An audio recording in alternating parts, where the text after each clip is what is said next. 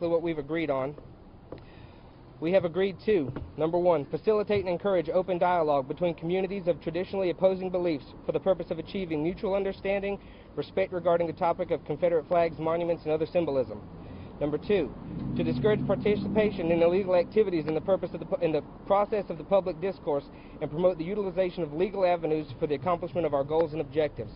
Number three, to actively discourage and work to prevent violence during this public discourse for the purpose of ensuring the preservation of personal safety and personal liberties of the public and their representative organizations. And number four, to discuss, develop, and collaborate on objectives and projects which are beneficial to both organizations and to the public at large. Another thing that Mr. Shakim and I discovered in our conversations is that there are actually a lot of things that we agree on, a lot of things that we could work together to accomplish, and that's something else that we're going to look at to help facilitate that understanding. It's a lot harder to hate somebody and want to fight somebody if you're working with them on a common goal. I'm not going to drag this out. We've made our purpose here perfectly clear today. Like I said, neither one of us, nobody needs to look at this as either one of us caving in or being leashed by the other. That's not happening. The activities that we perform are going to continue. The activities that they perform are going to continue. We're just agreeing to be civil in this public discourse that seems to be taking the headlines in our city and in our state lately. So with that, I don't really have anything else to say. I'd like to shake your hand. Yes, sir. Yes, sir. Yes, sir. Yes, sir. And I want to say something else before we, I guess, ask questions or whatever. A lot of times, it's very hard to confront something that you're unsure of or don't know really that much about. So, for me being a black male, when I see a white male with that flag, automatically it triggers something in my head. It triggers rage, it triggers anger, it triggers frustration. I see my ancestors being beat, murdered, and killed. That is the type of imagery that we are accustomed to thinking about when we see those images. And that is why a lot of times these dialogues don't happen, because of the emotional baggage that we're carrying. So when I sat down and I talked to James, I realized that he actually isn't, from what I know now, I don't know what he is behind closed doors, but but I recognized, I said, okay, this is somebody that I can talk to. And like I said, once we can I want to be able to use this moment to educate everybody around the state. And we need to show that we don't have to replicate the same things over and over again. We need to learn from our mistakes. And that's something that we hope to gain from this.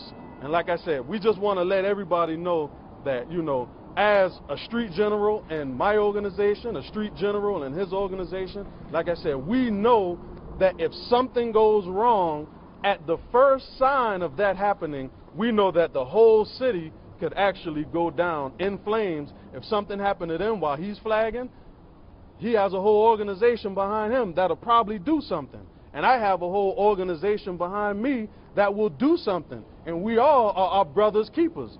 So we just want to let it be known that, you know, we're trying to prevent a situation to what Dylan Roof actually wanted, we're trying our hardest today to prevent.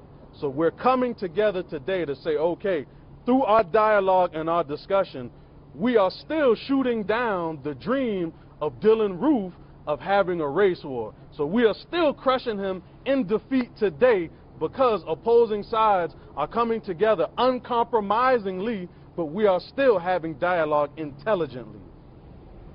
Yes, ma'am. Okay, you guys are saying that you have a lot of common beliefs and share a lot of common respect for each other. They're asking for the monuments to be placed in museums. What's your opposition to them being placed in museums and preserved there? Well, like I said, that'll come up in the debates when we talk about our positions on the monuments and such.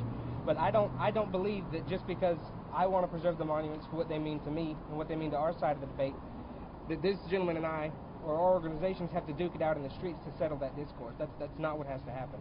So that's our point. You know, we want the monuments to stay for their historical context and what they represent the story of our state. They want them to go because of the way it makes them feel. Maybe we can alter each other's opinion when we finally have an open dialogue. You know, people have been saying for years, we need to sit and talk, we need to sit and talk, we need to have this discussion. No one's done it. We're the first ones to reach out and do it. And if we can do it the right way, maybe nobody's minds will be changed, maybe somebody's mind will be changed. Either way, whether the monuments stay or whether they go, we still have to share Charleston and South Carolina together. So does this mean that there will be no more flagging movements by your party? Oh no, the flagging is not going to stop. No, that's our main mechanism. Compromise. It gives us a chance to meet in the streets and talk to people. No, the flaggings will continue. Mr. Shakim has expressed that he doesn't want the flaggings to stop. He enjoys the discourse and the dialogue. So no, the flaggings won't be stopping. What are some of the things that your group has done? You know, they're very public. We know what they've done. What have you all done? Well, normally our organization, what we do is try to help out issues in the black community through education, feeding the homeless, trying to really, you know, figure out how we can stop some of the crime that's going on. We talk about building wealth, providing jobs, education. So that's a lot of the things that our organization does, and we are actually focused a lot on community-oriented things and building a better black community here in the city of Charleston and North Charleston. And that's one thing I can say about Mr. Shakim, watching him from a distance. I've never seen somebody that loved their community as much as that man does. So he's an excellent community builder, and I think it's a great thing to be able to have someone of his caliber on the other side of this debate. Which one of you approached the other first? I think we've kind of hit and missed back and forth, you know, so it's really we just hit and miss back and forth. We had both said on multiple occasions that this needed to happen, and neither one of us really pulled the trigger, and it kind of just came into conversation yesterday. So we met and had a beer, and that's how all this happened. Well, Mr. Kim, you said that you don't want the flagging to stop. Why don't you want the flagging to stop, though it seems to torment some people? Okay, the reason why I said I don't want the flagging to stop is because if that's how his organization feels and that's what they want to do, then who am I to tell him what they need to do? So if they're flagging and they said they're going to flag until that flag is put into a museum, then that's what they need to do. So I don't want to, you know, tell him and try to convince him to stop flagging, because I don't want him to try to tell me to stop doing what I'm going to do. And for both of you, when you were watching, you know, over the weekend, everything going on in Charlottesville, what was kind of your reaction? Did you guys think, hey, this could be us? That was the first thing I thought. And and he can probably tell you for his side, his community, but over the last few days in our community, the Confederate Heritage Defenders across the South, we've seen this bubbling up of fear. It was even manifested last night, and their fears were manifested last night in Durham, like I said, when we saw a group of protesters climb up and rip down a Confederate monument. There's absolute panic in our community that that's the type of illegal behavior that we're going to have to combat now, which is why part of our accord is to discourage that type of behavior. Like we said, there's mechanisms for dealing with our monuments in South Carolina. We don't have to resort to that type of behavior, which is only going to exacerbate the problem and make it harder for us to have open dialogue. You use the phrase his community and your community. How do you get to one community? Like this, a mutual understanding, open dialogue, open conversation, and respecting that we're going to disagree. But I mean, we're already one community. We already share this city, this county, and this state. We just happen to be brothers that have a different opinion on a certain topic. It just happens to be a very emotionally wracked topic. And it's up to us, incumbent on everybody in this city and this state, to find a way to have this dialogue to where everyone's satisfied and no one feels like they were robbed. So what's the end goal? That's yet to be seen. We have different end goals. I mean, he'd like to see the monuments come down. I'd like to see them stay. It may be in the end some go and some stay. As long as we get to a point where we can live together and respect, he can respect that this flag means one thing to us, I can respect that it means one thing to him, and we're not ready to choke each other out over it, I think we've met our end goal. Right.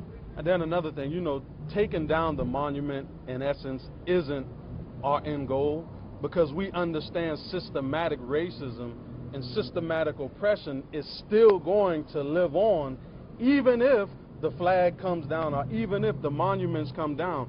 So the reason why, like I said, I stand on the shoulders of my ancestors. That's in my heart. That's what I want to do.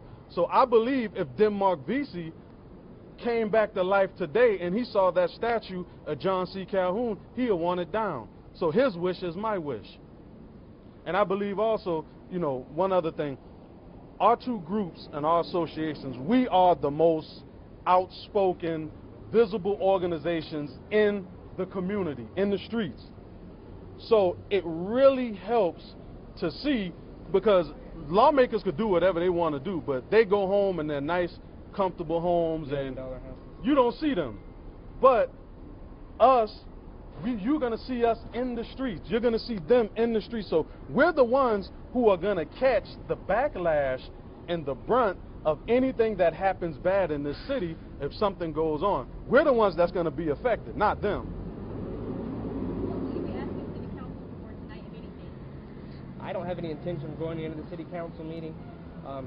I think our opinion has been made publicly known, to where I don't need to go stand up in front of City Council and tell them how we would react if they moved to remove a flag or a monument.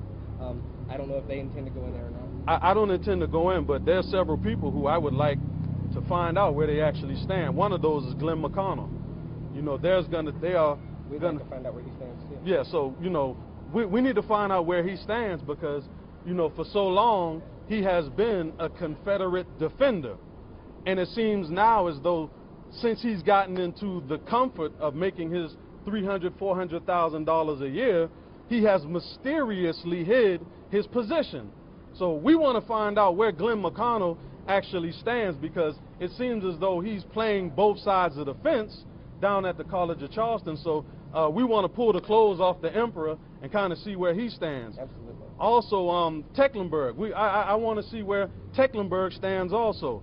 You know, as him, you know, selling himself as being a progressive and a liberal for so long before he became mayor. And now you know, gentrification. yes. So I definitely, you know, want to see where he stands also. So what this is going to do, especially by us having a dialogue, is going to force more people to come out and say where they actually stand, because now we are dialoguing amongst each other. So I know where he thinks somebody stands, and he knows where I think somebody stands. So if there's anybody who's playing both sides of the fence, now we're just gonna, it's gonna come out in open. And you had asked earlier what we had discovered that we had in common. One of the main things that was kind of a surprise for him, I believe, that we shared is the position that our organization has against the rapid regentrification of the downtown area, the assault on the Marysville area, trying to drive those poor black folks out of their communities.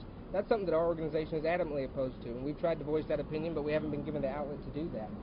So there's a lot of things that we could work on together to hold the mayor and city council accountable for. As far as Glenn McConnell and Mayor Tecklenburg, will you be sending formal letters to them asking their stance? I have sent formal letters to Glenn McConnell, emails back when the Bree Newsom incident happened. None of my emails were returned from Glenn McConnell. So we actually plan to have an event at the College of Charleston on the 28th to try to push him out and to answering these questions. We can't get a response from him through letters, so we'll call him on it. And I believe Mr. Shakim plans to help us with that. Hey, and calling someone out and trying to uncover who you really are, I don't never have a problem with that. I'm always be in favor of that. Both of you spell your first and last name. Jonathan, Johnathan, last name Thrower, Thrower. You will hear everybody call me Shakim. I spell that Shakem. James Bessinger, James Bessenger. Any more questions? All right, thank you. Take care. Yes, sir. Yes, sir. Appreciate it. Well, I'm agreeing with the mom, just like the brown boy. Okay. It's good to see you. Okay, oh, cool. Yes, sir. Yes, sir. Okay.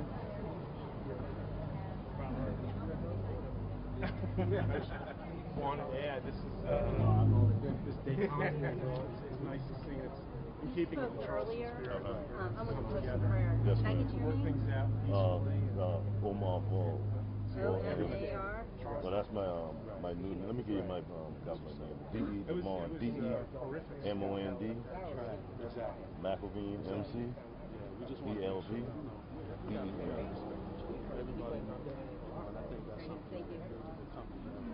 But if you want, you can put that in quotation. A lot of people know, just like him, we got 2 million. We know so much people, we had to get another name. And you're with the same. It's history. Charleston Black Nationalist Movement. It's interesting. I mean, Some we really people don't are have a name. open-minded. Do we have a name? Pan-African. Pan-African. Some Pan-African. people are willing to talk to us and find out what's going on, but a lot of people just use the presumption of